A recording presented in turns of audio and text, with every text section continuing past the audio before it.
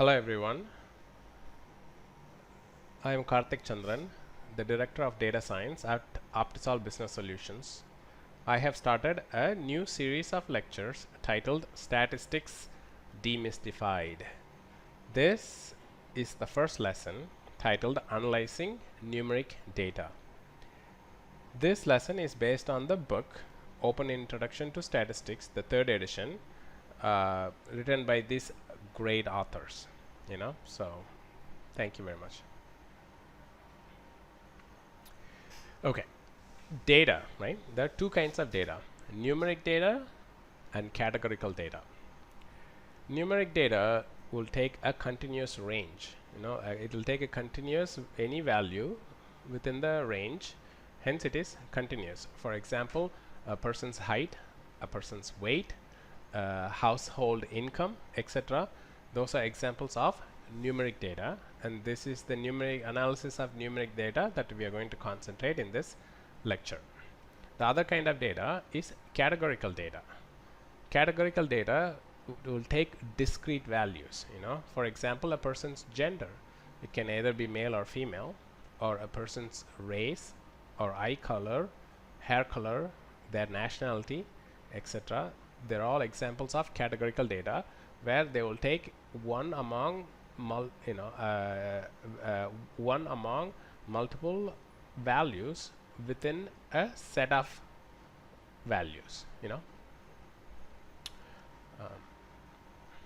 Okay, so let's say we got a data set,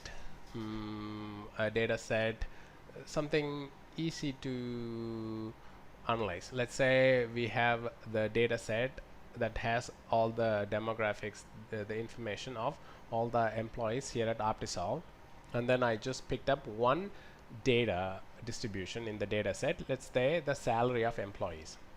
So this is only one variable, one data, and I want to analyze it by plotting it. And histogram is one of the easiest and most frequently used plots in statistics to analyze data for univariate analysis when you are analyzing only one variable. So this is an example histogram.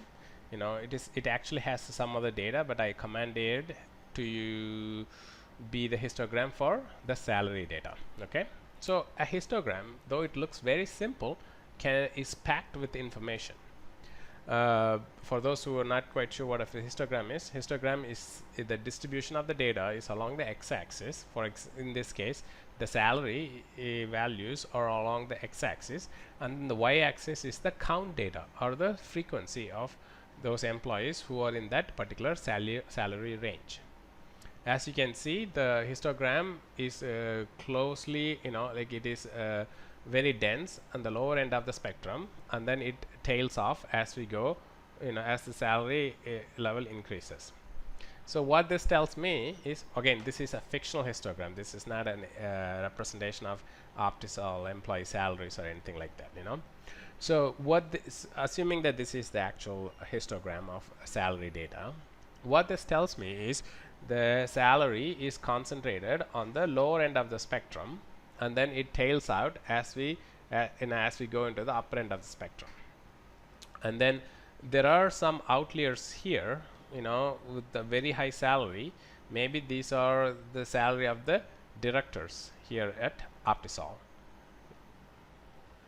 And then maybe there is another set of high values. This could be the tech leads or something like that. And this is everybody else. So just like that, by viewing the histogram, it tells us a story that if you care to look for the data distribution, if you closely analyze, it will give you a lot of information about the data it is representing. Okay.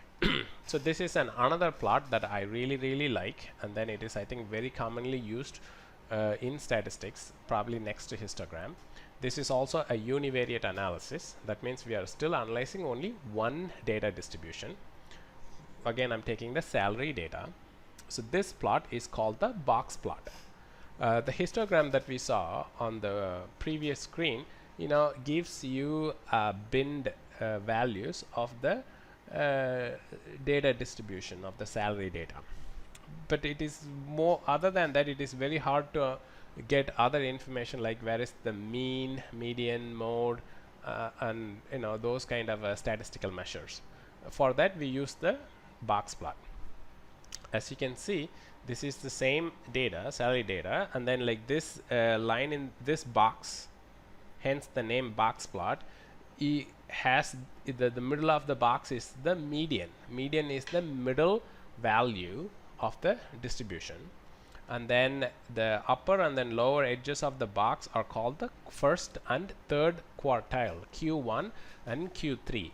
So Q3 minus Q1 gives the IQR, which is the interquartile range. So this is a measure of where the most of the data is concentrated. And so these, like this and the small whisker in the bottom are called, upper and lower whiskers. What this means is like this is the point where the data is about 3 standard deviations away from the mean or median.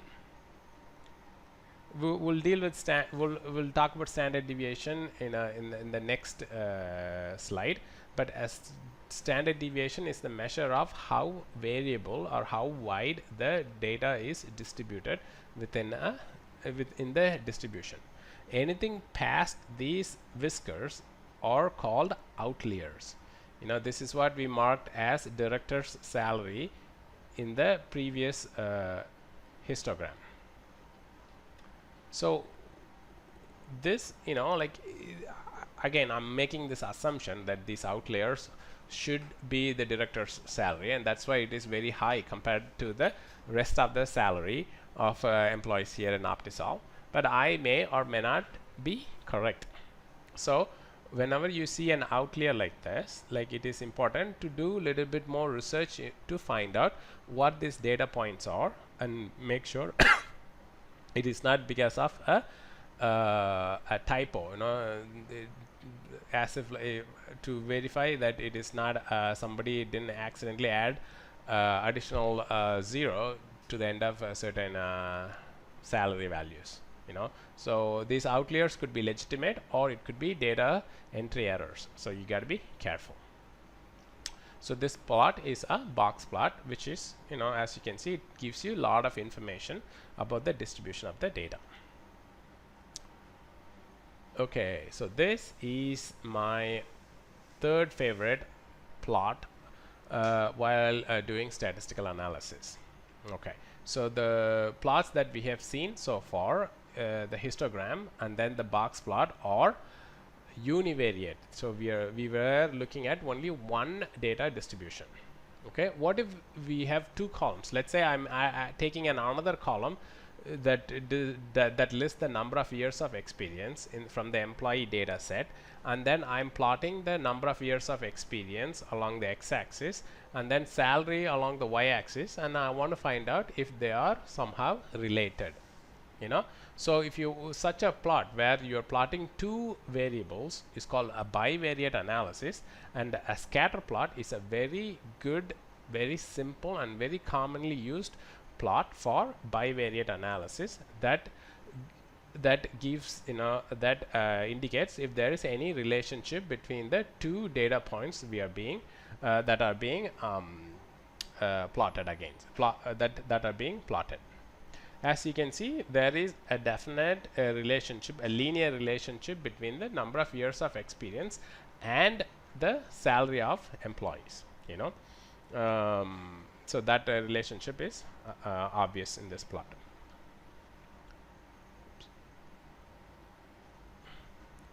Okay, so going back to our histogram and then box plot, we are there are in the statistical analysis of numeric data, there are two things that are measures of centrality and then measures of variance are the two statistical measures that we want to analyze.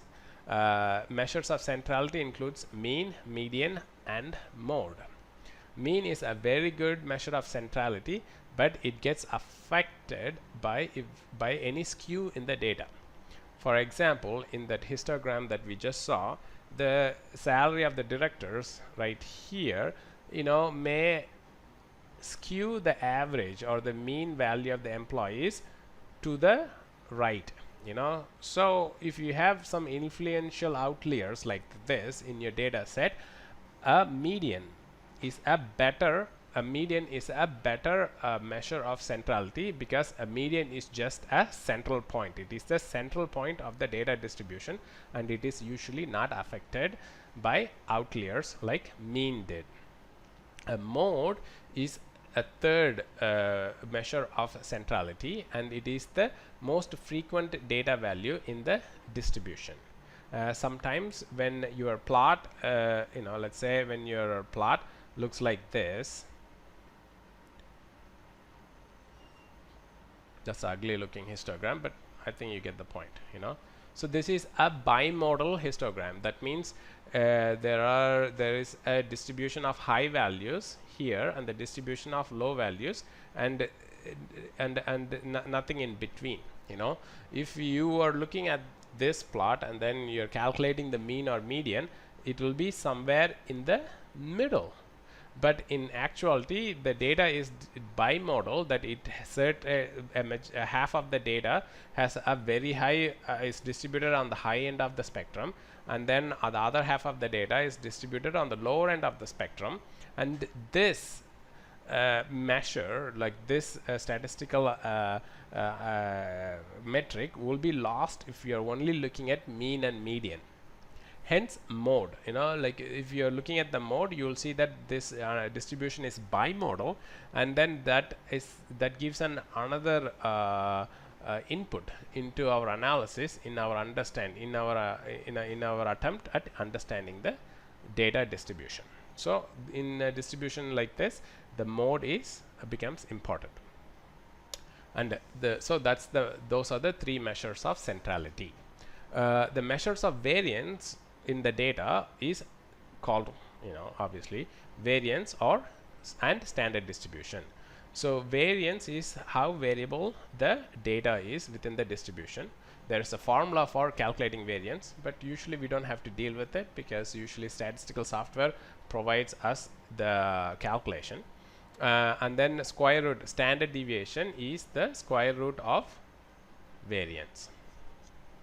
It is just a measure of how widely distributed the data is. Okay, the last slide with the word beware on it. What this slide indicates is just getting the mean and the standard deviation of a distribution alone is not sufficient. We are seeing three different kinds of distribution in the screen right now.